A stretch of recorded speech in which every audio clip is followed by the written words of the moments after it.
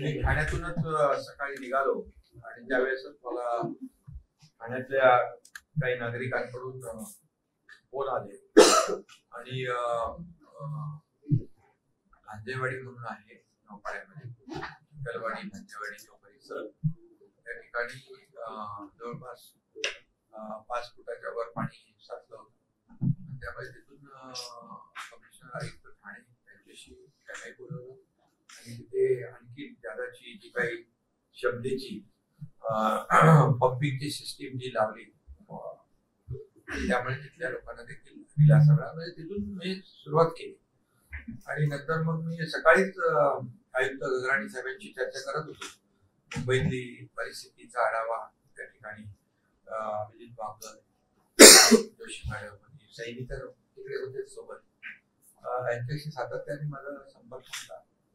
आणि त्यानंतर मिठी नदीच्या ठिकाणी देखील तिथं व्हिजिट केली.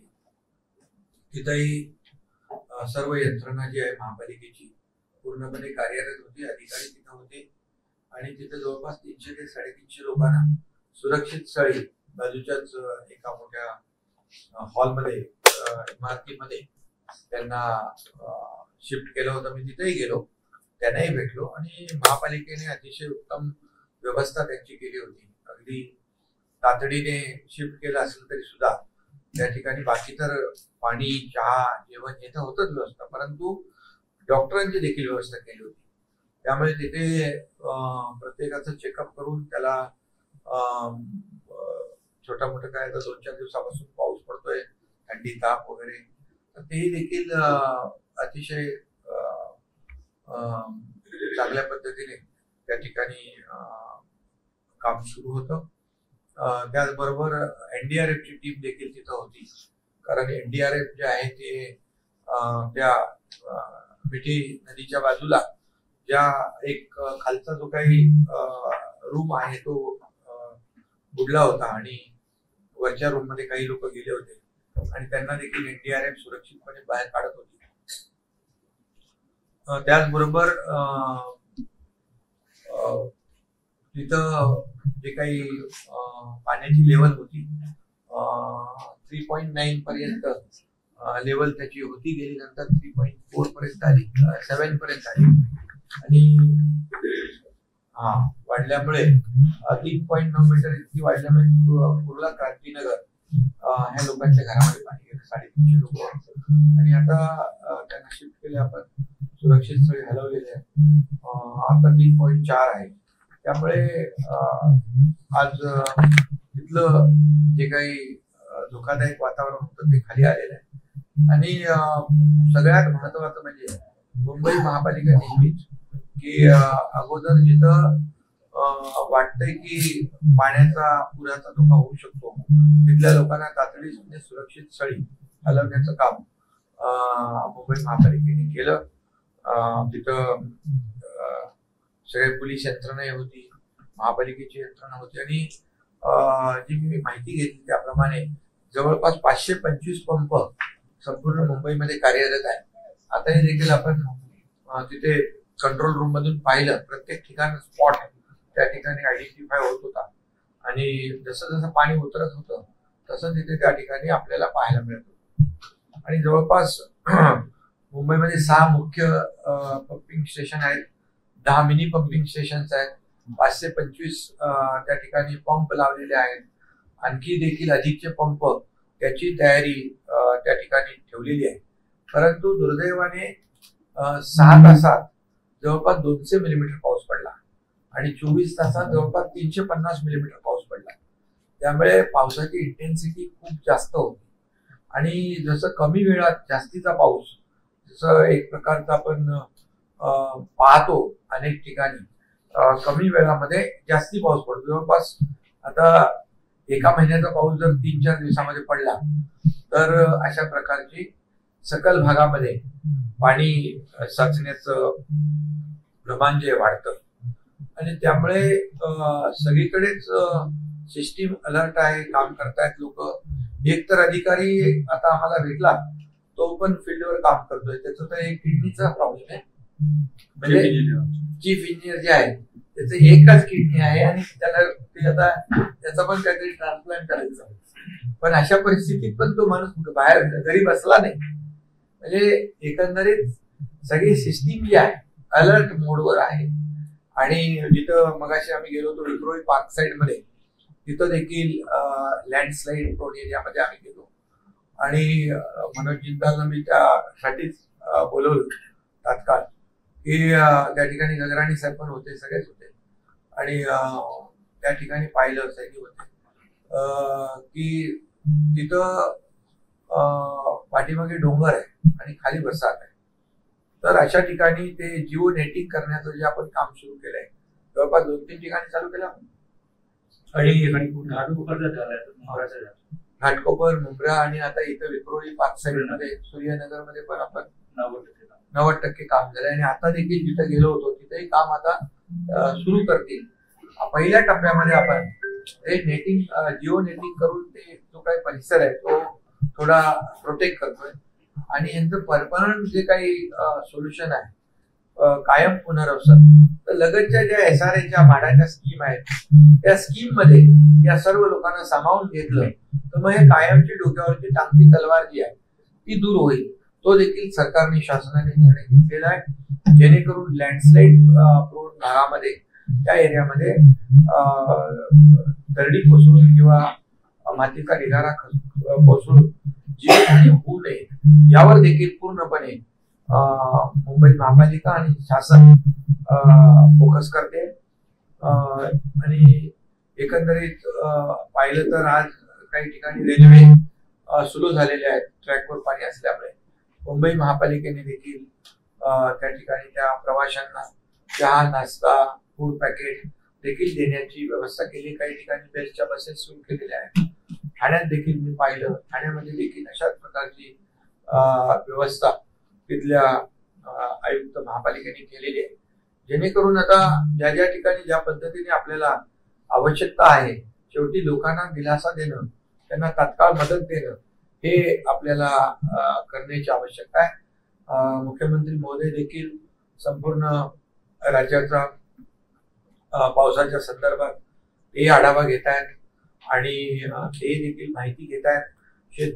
बऱ्याच ठिकाणी काही नुकसान झालेलं आहे त्याच्या देखील सूचना या ठिकाणी दिलेल्या आहेत.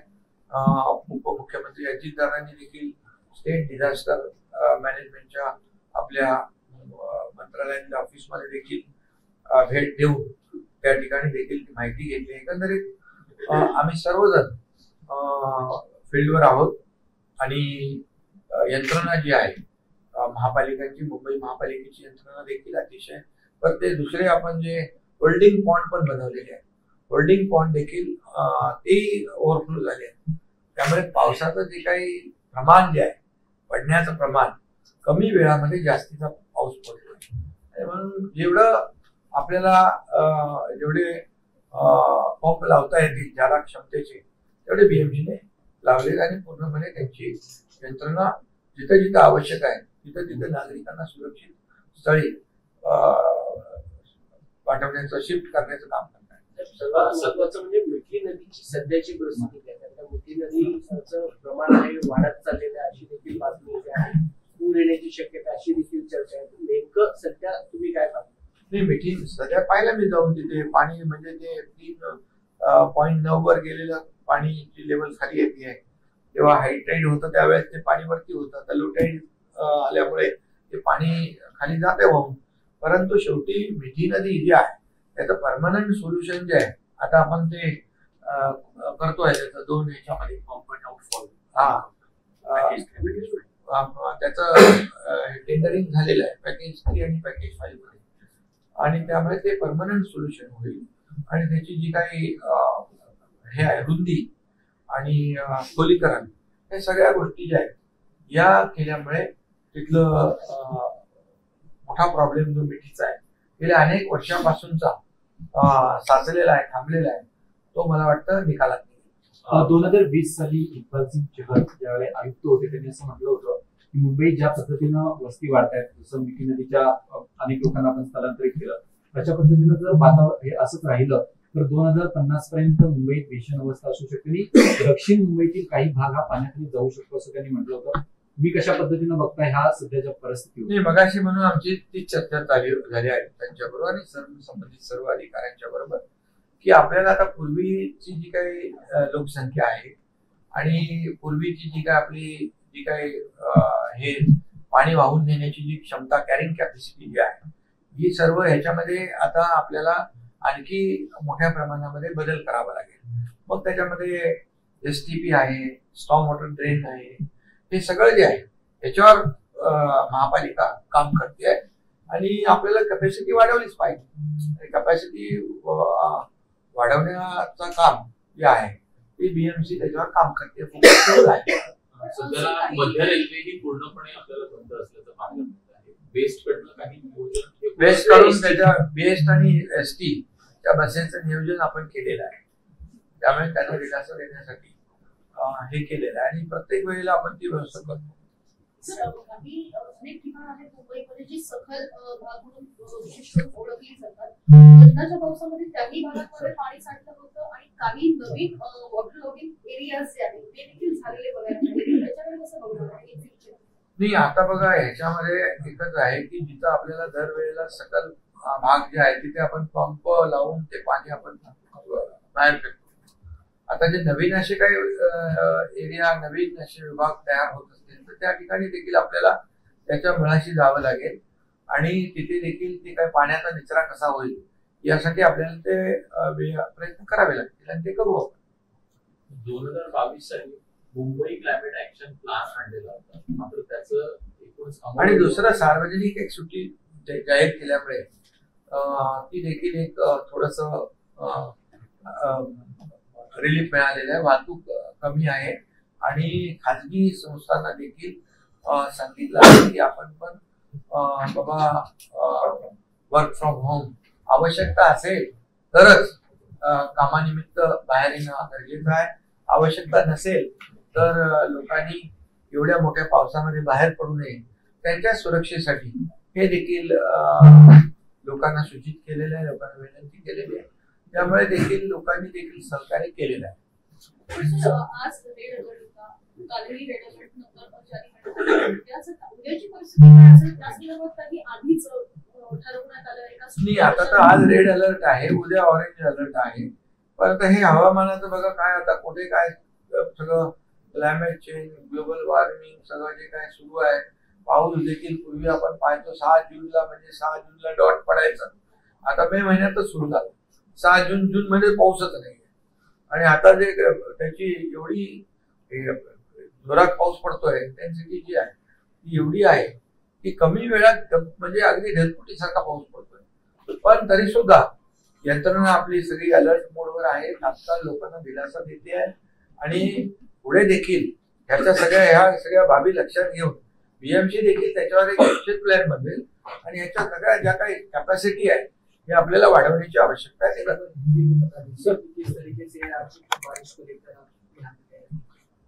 मुंबई मैं तो थाने से शुरुआत की. थाने में ही थाने म्यूनसिपल कमिश्नर को लेकर वहां पर कई जगह पर पानी वाटर लॉगिंग हुई थी. वहां पर जाके उसका जो सिस्टम वहाँ थी उसमें और बढ़ोतरी करने का काम किया है और लोगों के घर का पानी भी ड्रेन आउट हुआ है. और मुंबई में मैंने देखा कि यहाँ पर मिठी रिवर के यहाँ गए थे और मिठी रिवर में भी जो लेवल है 3.9 तक गई थी, उसके बाद 3.7 आई, फिर बाद में 3.4 पर आई है. अभी वहाँ के कुछ लोगों को 350 लोगों को रेस्क्यू करके वहाँ पर उनको सेफ जगह पर शिफ्ट किया है. वहाँ मैं खुद जाकर देख के आया हूँ. वहाँ पर उनकी खाने पाने की व्यवस्था भी रखी है, उनको वहाँ रहने की कपड़े की व्यवस्था भी की गई है और हमारी पूरी टीम वहाँ BMC की अलर्ट है. वहाँ पर मेडिकल फैसिलिटी भी, डॉक्टर भी रखे हैं उनको चेकअप करने के लिए. ये पूरी व्यवस्था जो है कारपोरेशन ने की हुई है. जो ट्रेन में रुके हैं उनके लिए भी बिस्किट, चाय, फूड पैकेट देने का भी काम BMC ने किया है. और ये सब हमारे जो लोग हैं वो लोग पूरी तरह फील्ड पर अलर्ट है. और जो यहाँ पर लैंडस्लाइड प्रोन एरिया है वहां पर भी मैं गया था विक्टोरिया पार्क साइड में. हमारे मनोज जिंदल MSRDC, उनको भी मैंने बुलाया है कि 3-4 जगह पर जैसे जियो नेटिंग हम कर रहे हैं वैसे यहाँ पर भी शुरुआत हो जाए। ये पहले फर्स्ट फेज में हम पहले उस इलाके को प्रोटेक्ट करेंगे, उसके बाद सेकंड फेज में उनको परमानेंट, उनका जो रिहैबिलिटेशन है, उनको परमानेंट पुनर्वसन जो है वहाँ पर जो स्कीम है सारे की होगी, भाड़ा की होगी, उसमें उनको इन्वॉल्व किया जाएगा, इंक्लूड किया जाएगा, ताकि हमेशा की जो उनकी टंगती हुई तलवार है वो दूर हो जाए। तो BMC के माध्यम से आज मैंने देखा है कि पूरी तरह 525 पंप शुरू है, 10 उनके परमानेंट पंपिंग स्टेशन है, 10 मिनी पंपिंग स्टेशन है, 6 परमानेंट पंपिंग स्टेशन है। और यहाँ पर जो बारिश हुई है, बारिश पिछले 6 घंटे में 200 मिलीमीटर हुई है, पूरे 24 घंटे में 350 मिलीमीटर हुई। तो ये इसकी इंटेंसिटी देखे तो बहुत तेज बारिश हुआ है, कम समय में ज्यादा बारिश हुआ है, इसलिए फेस करना पड़ रहा है। लेकिन NDRF के लोग वहाँ मैंने देखा है, वहाँ लोगों को रेस्क्यू कर रहे हैं, सेफ जगह पर लेके जा रहे हैं। तो ये जो है पुलिस विभाग जो है, पुलिस विभाग और BMC विभाग साथ में मिलकर पूरी टीम काम कर रही है। अभी वो जो लैंडस्लाइड एरिया है, हम MSRDC के मनोज को जिंदाल को बुलाया है, जो 2-3 जगह पे वो काम शुरू है। अभी पार्क साइड में भी उनको कहा है कि तुरंत शुरू करो। ये जो हमें तत्काल जो शॉर्ट टर्म है, मिड टर्म है और लॉन्ग टर्म, ये करना पड़ेगा। और अभी जो बारिश हो रही है, बारिश का जो प्रमाण है वो बहुत बढ़ गया है, इसलिए हमें इसकी कैपेसिटी भी जो है, ये सिस्टम की कैपेसिटी, कैरिंग कैपेसिटी सब बढ़ाना है, और उसके ऊपर भी पूरी तरह BMC फोकस कर रही है। मुझे इस बात का समाधान है कि हमारे सब लोग फील्ड पर काम कर रहे हैं। एक तो बेचारा बीमार है, किडनी पेशेंट है, तो वो भी खुद इस सिस्टम में काम कर रहा है। तो हर एक ऑफिसर है, कर्मचारी है, मुंबई वासियों को कैसे मदद हो इसकी कोशिश कर रहे हैं। धन्यवाद। मुंबई सह महाराष्ट्र और हमारे चीफ मिनिस्टर भी, मुख्यमंत्री जी पूरा जायजा ले रहे हैं, रिव्यू ले रहे हैं, और जहाँ जहाँ नुकसान है वहाँ सभी लोगों को, जिलाधिकारी हो, कमिश्नर हो, उनको सूचित किया जा रहा है कि पहले हम लोगों की जान बचाएं और उनको मदद करें। हमारे डिप्टी CM अजीत दादा भी हमारे स्टेट डिजास्टर मैनेजमेंट में गए थे, वहाँ भी उन्होंने रिव्यू लिया है, ताकि क्या है, सिस्टम जब जगह पर होती है, अलर्ट मोड पर होती है, तो लोगों को तुरंत हम डिसीजन भी ले सकते हैं, तुरंत रिलीफ भी दे सकते हैं। इसलिए पूरी सिस्टम जो है हमारी यंत्रणा काम कर रही है। एक मराठी सर, पूर्ण महाराष्ट्रामध्ये सध्या परिस्थिती आहे, नांदेडमध्ये देखील परिस्थिती आहे, अशा पद्धतीने सध्या राज्य सरकार या सगळ्या गोष्टी, नांदेड, मुखेड तिकडे देखील असंच परिस्थिती आहे, शेताचं नुकसान शेतकऱ्यांचं झालेलं आहे। मी देखील अनेक ठिकाणाची माहिती घेतली आहे, तिथले जिल्हाधिकारी, संबंधित अधिकारी त्यांना देखील सूचना दिलेल्या आहेत, तात्काळ त्यांना दिलासा देणं, त्यांना सुरक्षित स्थळी हलवणं, पहिली तर त्यांचा जीव वाचवणं याला प्राधान्य आम्ही देतोय।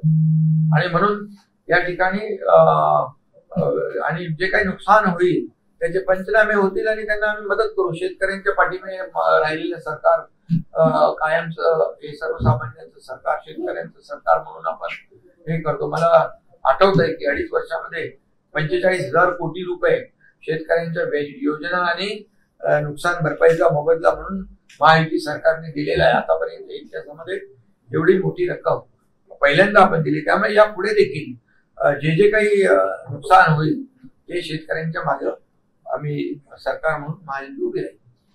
दुसरा असा प्रश्न आहे, राज्यमंत्री बैठकीमध्ये कोकणासाठी ज्या रेल्वे सेवा सोडण्यासंदर्भात देखील निर्णय